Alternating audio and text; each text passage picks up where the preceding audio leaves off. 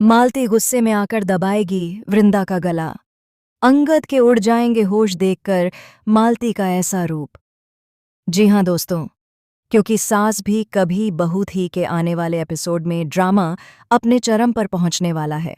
अब वो वक्त आ गया है जब मालती का असली चेहरा सबके सामने आएगा, और वह चेहरा होगा इतना खतरनाक, इतना डरावना कि खुद तुलसी और अंगद भी हैरान रह जाएंगे।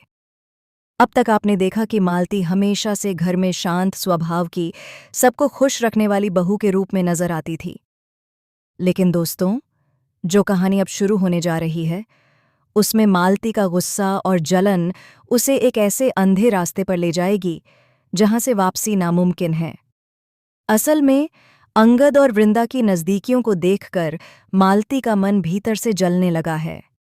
उसे यह बर्दाश्त नहीं कि अंगद किसी और के लिए कुछ महसूस करे, और जब उसे पता चलता है कि अंगद सिर्फ दोस्ती नहीं बल्कि अपने दिल की बात कहने वाला है, कि वह वृंदा से सच्चा प्यार करता है, तो मालती का दिमाग पूरी तरह से जवाब दे देता है।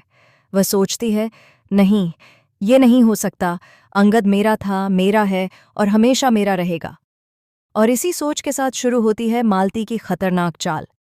दूसरी ओर परी, जो पहले से ही वृंदा से नफरत करती है, मालती की इस कमजोरी का फायदा उठाती है। वह मालती को भड़काती है, देख, तेरी जिंदगी यह लड़की बर्बाद कर सकती है। आज नहीं तो कल, अगर तूने इसे नहीं रोका तो सब कुछ इसके नाम हो जाएगा। तेरा प्यार, तेरी खुशियां, तेरा घर, सब कुछ। परी की बातें सुनकर मालती के अंदर एक तूफान मच जाता है। उसका मन कहता है, वो सही कह रही है, मुझे वृंदा को रास्ते से हटाना ही होगा। और वहीं से मालती की चालाकी और अंधेपन की कहानी शुरू होती है। वह सबके सामने मासूम बनती है, घरवालों से कहती है कि वह वृंदा के घर जाकर सुभाष से माफ़ी मांग आई है, सब कुछ ठीक कर दिया है। तुलसी भी सोचती है कि मालती ने शायद सच में अपनी गलती सुधार ली है, लेकिन असलियत तो कुछ और ही है। सुभाष, जो असल में पैसों का भूखा है, वह भी इस खेल का हिस्सा बन जाता है। सुभाष सिर्फ पैसे चाहता है, उसे किसी के जज्बात से कोई मतलब नहीं। उसके लिए यह शादी एक सौदा है, पैसा पाने का, नाम पाने का और समाज में ऊंचा दर्जा पाने का। रणविजय और सुभाष जैसे लड़के हमेशा अमीर घरों की बेटियों को अपने जाल में फंसाते हैं। वे दिखावे के प्यार में उन्हें बांधते हैं और फिर उनकी जिंदगी तबाह कर देते हैं। लेकिन यह बात परी नहीं समझती। उसे लगता है कि सब कुछ उसके कंट्रोल में है। परी को नहीं पता कि वह खुद एक ऐसी चाल में फंस चुकी है जिससे निकल पाना उसके लिए नामुमकिन होगा। जिस दिन उसने अपने फायदे के लिए दूसरों की जिंदगी के साथ खेलना शुरू किया, उसी दिन से उसकी खुद की बर्बादी तय हो गई थी। वहीं अंगद अपने दिल की बात कहने की हिम्मत जुटा लेता है। वह वृंदा से कहता है, वृंदा, मैं तुम्हें चाहता हूँ।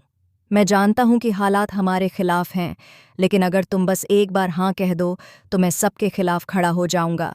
मैं तुम्हारे बिना नहीं रह सकता। वृंदा चुप रहती है। उसके चेहरे पर भावनाओं का सैलाब उमड़ता है। उसकी आंखें भीग जाती हैं, लेकिन वह कुछ नहीं कहती। वह जानती है कि अगर उसने कुछ कहा तो यह घर टूट जाएगा, लेकिन उसी पल मालती यह सब सुन लेती है। वह अपनी आंखों से अंगद और वृंदा को करीब आते हुए देखती है। उसका दिल टूट जाता है और उसकी आंखों में सिर्फ एक ही बात रह जाती है, बदला। रात का सन्नाटा, हवेली की लंबी गलियां और उस सन्नाटे में मालती का गुस्से से भरा चेहरा। वह धीरे धीरे वृंदा के कमरे की ओर बढ़ती है। उसके हाथ में कुछ नहीं, लेकिन उसकी आंखों में जहर भरा हुआ है। वह दरवाज़ा खोलती है। वृंदा वहां अकेली बैठी होती है, सोच में डूबी, शायद अंगद की बातों के बारे में। मालती चुपचाप उसके पास आती है और बिना कुछ कहे उसका गला पकड़ लेती है। वृंदा पहले तो कुछ समझ नहीं पाती, लेकिन जब उसे एहसास होता है कि यह मालती है, वह छटपटाने लगती है। मालती दी, आप क्या कर रही हैं? छोड़िए मुझे। लेकिन मालती की आंखों में सिर्फ आग है। वह कहती है, तूने मेरी जिंदगी बर्बाद कर दी, तूने मेरे घर की खुशियां छीन लीं, अब तू जिंदा नहीं बचेगी। वृंदा की सांसें रुकने लगती हैं। तभी तुलसी वहां पहुंच जाती है। वह यह दृश्य देखकर हिल जाती है। उसकी चीख पूरे घर में गूंज उठती है, मालती, ये क्या कर रही हो तुम? अंगद भी दौड़ता हुआ वहां आता है और मालती को पीछे खींचता है। वृंदा जमीन पर गिर जाती है, हाँफते हुए सांस लेती है। अंगद उसे संभालता है, जबकि तुलसी मालती को देखती रह जाती है। उसके चेहरे पर अब कोई इंसानियत नहीं बची। तुलसी कहती है, मालती, मैंने तुम्हें बहू नहीं बेटी माना था, लेकिन आज तुमने उस रिश्ते को ही कलंकित कर दिया।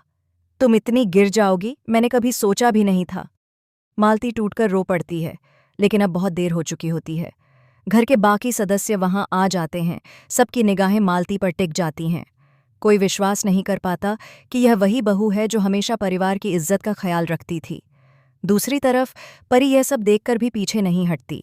वह अब भी मालती को उकसाती है। देखा, सब तुझे ही दोष दे रहे हैं, लेकिन असली गुनहगार तो वो है, वृंदा।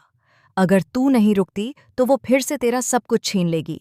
मालती फिर से गुस्से में आ जाती है, लेकिन इस बार तुलसी उसे रोक देती है। तुलसी अंगद से कहती है, अब वक्त आ गया है कि सच सबके सामने आए। यह घर झूठ और जलन की नींव पर नहीं टिक सकता। तुलसी सबके सामने मालती और परी की साजिशें उजागर करने का फैसला करती है। वह कहती है, अब बहुत हो गया, आज इस घर में सच की जीत होगी। आने वाले एपिसोड में आप देखेंगे कि तुलसी एक एक राज सबके सामने लाने वाली है। वह जान जाएगी कि परी ने मालती के कान भरे थे। उसने न मैं वैसे साने ये में उसने